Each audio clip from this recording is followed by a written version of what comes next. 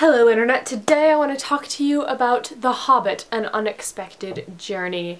And if you guys know anything about me, you probably know that I absolutely love The Hobbit. I love the book. It is the core, one of the cores of my love for fantasy and love for reading and love for life. However, this is going to be primarily a film review. If you want to see my book review, I posted that last month, though it's really biased because The Hobbit is one of my favorite things in the world.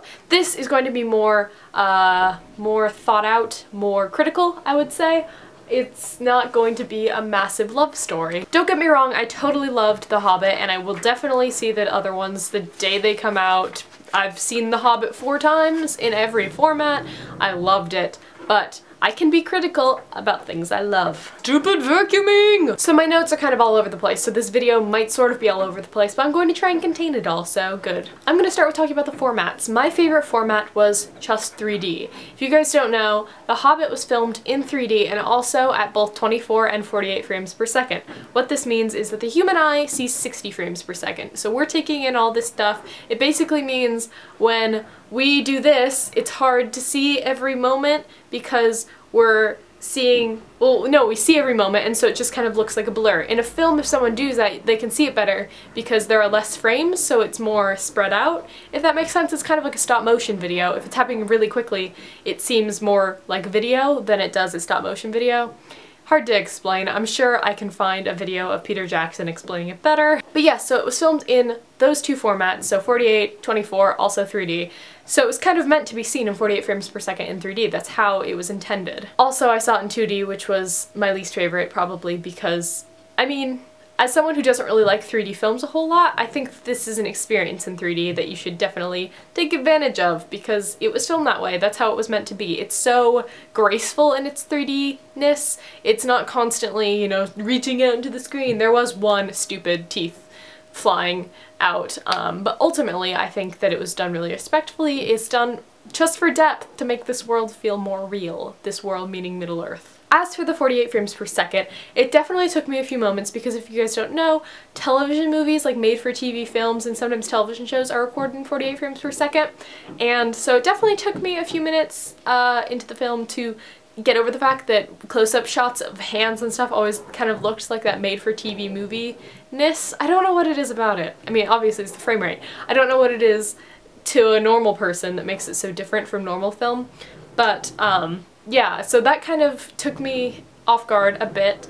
Also, fire looked really awful in it, I have to say. Like, fake fire looked so obviously fake in 48 frames per second, so that is something that I definitely took issue with. I will say, though, that a lot of the other CGI effects, things like that, looked really good in the 48 frames. For instance, the White Orc, I really didn't like him normally. I think he's a weird character. I don't understand the stakes involved with his character, but also he just looked very CGI, and I don't understand why, with a company, Weta Workshop, and with all the resources they have, they didn't just do what they do for other orcs and things and make him a person and then just CGI his face. He should have been a real person, in my opinion. However, in 48 frames per second, he did look more human. He did look more real, so that was good. And a few of the other effects, I think, looked really good. The beginning of the film, as someone who loves the Lord of the Rings films and all of the books, was absolutely wonderful. However, I do think that as much as it was for, you know, the fanboys and girls and all of us, it was also for people who only watch the films. It sets it in the timeline. I'm talking, of course, of the beginning and back end with Ian Holm and Elijah Wood, so it's a flash forward, I guess, in this film.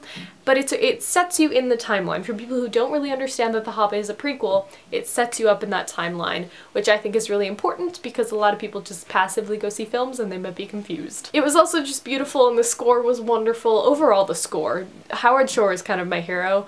The Lord of the Rings scores are my most listened to music of all time, probably. Love him. But the score in that was wonderful, and just seeing those two on screen again was beautiful for me. I cried twice in the first 2 times I saw it. Also, a note about the score is that there did only seem to be one main theme, like one main theme going through it all, and that was for the dwarves. That was the Misty Mountains theme, And you could definitely tell, I hope that in the later films there are more individual scores, not even for individual characters, maybe for each moment.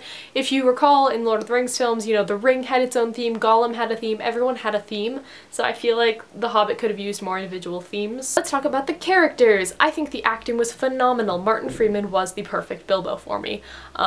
I loved Richard Armitage. Andy Serkis reprised his role as Gollum, who is one of my favorite roles in history of film.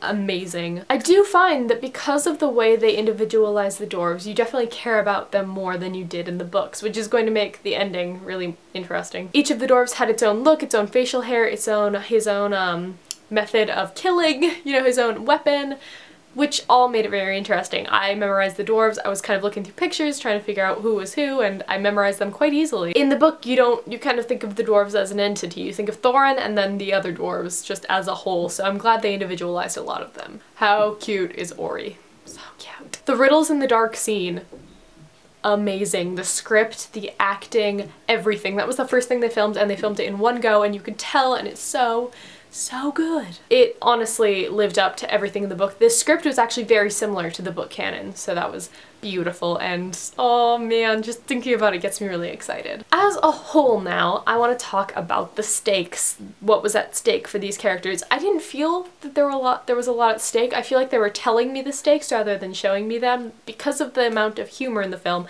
And those of you who don't know, The Hobbit was written by J.R.R. Tolkien for his children. It was meant for children. It was a fantasy children's book. Just a cute little thing, a bit of fluff maybe to him, and then it became so popular because it was so well loved. It's not meant to be like The Lord of the Rings. It's not a hard and fast trilogy, hard, intense. There is a lot of humor in it, and that definitely came across in the film, which is good, but it also meant the stakes didn't feel quite as high as they should. I didn't really feel that these dwarves didn't have anything. They all seemed really happy most of the time. Which is why the moments like standing in front of the fire singing the Misty Mountain song was really good. But ultimately I just think there could have been more at stake. Obviously this is just the first film. I'm sure that will increase in the later ones. The last note I have is that the eagle scene was New Zealand porn. So that is a thing that I think about often. God, will someone just take me to New Zealand already? So gorgeous. Loved the film overall. So that is kind of my review, guys. Let me know what you thought in the comments. And yes, if you've read the book, let me know if you think it was a good adaptation. I think that it's hard to tell when we've only had one film out of the 3, but I do think it's a fantastic adaptation so far. And now I'm gonna go. Hope you guys have a great day. See you next time.